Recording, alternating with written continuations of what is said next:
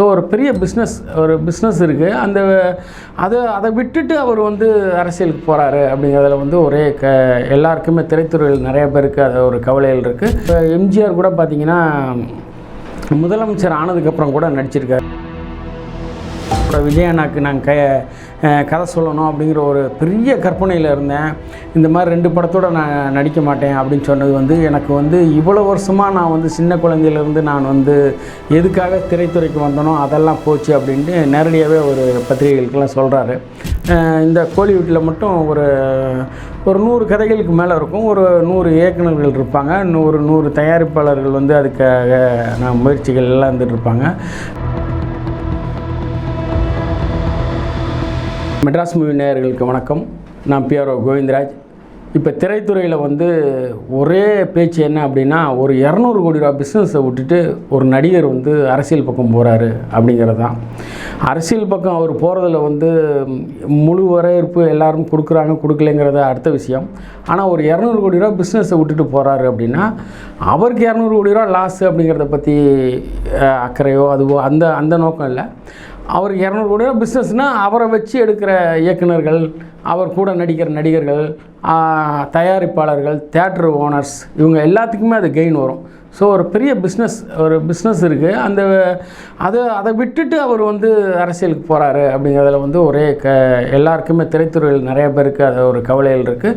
நிறையா சங்கங்கள் கூட அதை தெரிவிச்சிச்சு. தியேட்டர் அசோசியேஷன் ஓனர் அவங்கெல்லாம் வந்து ஒரு மீட்டிங் போடுறப்ப கூட வந்து விஜய் வந்து அதை மறுபரிசீலனை பண்ணணும் அப்படின்னாங்க. நிறைய இயக்குநர்கள் வந்து அப்படி சொன்னாங்க. அவர் கூட நடிக்கிற நிறைய நடிகர்கள் எல்லாம் அது மாதிரி எல்லாம் சொன்னாங்க. ஏன்னா திரைத்துறையில் உங்களை நம்பி நிறைய பேர் இருக்கோம், நீங்கள் அது மாதிரி விட்டுட்டு போகக்கூடாது, ஏன்னா ஒரு மாஸ் ஹீரோ விட்டுட்டு போகக்கூடாது அப்படின்ட்டு. அவரோட பாயிண்ட் ஆஃப் வியூவில் வந்து என்னென்னா, இப்போ நம்ம கட்சி ஆரம்பித்து எலெக்ஷனில் நின்று முதல்வர் ஆகலாம் அப்படிங்கிற மாதிரி ஒரு எண்ணத்தில் இருக்கும். அது ஆகிறப்போ வந்து இந்த சினிமாவும் பண்ண முடியாது அப்படிங்கிறதுனால வந்து முன்கூட்டியே வந்து நான் இந்த ரெண்டு படத்தை பண்ணிவிட்டு அப்படியே விட்டுட்டு போகிறேங்கிற மாதிரி அனௌன்ஸ் பண்ணியிருக்காங்க.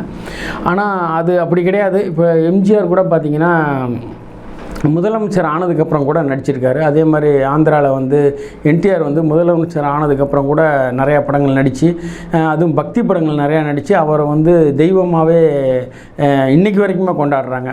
அதுக்கெல்லாம் வந்து அவர் முதலமைச்சர் ஆனதுக்கப்புறம் நடித்த படங்களும் அது ஒரு காரணம். ஸோ அதனால் வந்து பார்த்திங்கன்னா இப்போ கூட இப்போ இன்றைக்கி காலையில் கூட ஒரு ப்ரெஸ் மீட் நடந்துச்சு. மாயவேட்டை அப்படின்ட்டு அந்த படத்துடைய இயக்குனர் வந்து ராஜேஷ்ன்ட்டு அவர் பேர். அவர் பேட்டி கொடுக்குறப்ப கூட என்ன சொன்னார் அப்படின்னா வந்து, நான் வந்து சின்ன பிள்ளையிலேருந்து விஜயோட ரசிகன். நான் விஜயை பார்த்து விஜயை வச்சு ஒரு படம் பண்ணணும் அப்படிங்கிறதுக்காக திரைத்துறையில் இறங்கினேன். நான் ஒரு 15 வருஷம் அசிஸ்டன்ட் டைரக்டர் இது போராடி இப்போ தான் நான் ஒரு படம் வந்து டைரக்ஷன் பண்ணிகிட்ருக்கேன். அதுக்கப்புறம் இன்னும் 2-3 படங்கள் பண்ணதுக்கப்புறம் நான் வந்து எங்களோட விஜய் அண்ணாக்கு நான் கதை சொல்லணும் அப்படிங்கிற ஒரு பெரிய கற்பனையில் இருந்தேன். இந்த மாதிரி 2 படத்தோடு நான் நடிக்க மாட்டேன் அப்படின்னு சொன்னது வந்து எனக்கு வந்து இவ்வளோ வருஷமாக நான் வந்து சின்ன குழந்தையிலேருந்து நான் வந்து எதுக்காக திரைத்துறைக்கு வந்தனோ அதெல்லாம் போச்சு அப்படின்ட்டு நேரடியாகவே ஒரு பத்திரிகைகளுக்கெல்லாம் சொல்கிறாரு. இவர் சொன்னார். இவர் சொல்லாதவங்க எத்தனையோ பேர் இருக்காங்க. ஏன்னா விஜய்க்காக கதை பண்ணி விஜய்க்காக பார்த்திங்கன்னா இப்போ இந்த கோலிவுட்டில் மட்டும் ஒரு 100 கதைகளுக்கு மேலே இருக்கும். ஒரு 100 இயக்குநர்கள் இருப்பாங்க. ஒரு 100 தயாரிப்பாளர்கள் வந்து அதுக்காக நான் முயற்சிகள் எல்லாம் இருந்துகிட்ருப்பாங்க. பிஸ்னஸ் அந்த மாதிரி இருக்குது இல்லையா? அதனால் எல்லாருமே அவர் வந்து இவங்க எல்லாத்துக்குமே வந்து டேட் கொடுக்குறாரா அப்படிங்கிறதெல்லாம் அடுத்த விஷயம். பட் எல்லாருடைய ஆசைகள் இருக்கும் இல்லையா? அது மாதிரி நிறைய பேர் இருந்துகிட்ருக்காங்க. இந்த மாதிரி சூழ்நிலையில் வந்து இவர் போகிறது அப்படிங்கிறது வந்து இங்கே திரைத்துறையெல்லாம் கொஞ்சம் எல்லாருமே ஒரு இதாக இருந்துகிட்ருக்காங்க. பார்ப்போம் அவர் என்ன முடிவு எடுக்கிறார் அப்படிங்கிறது.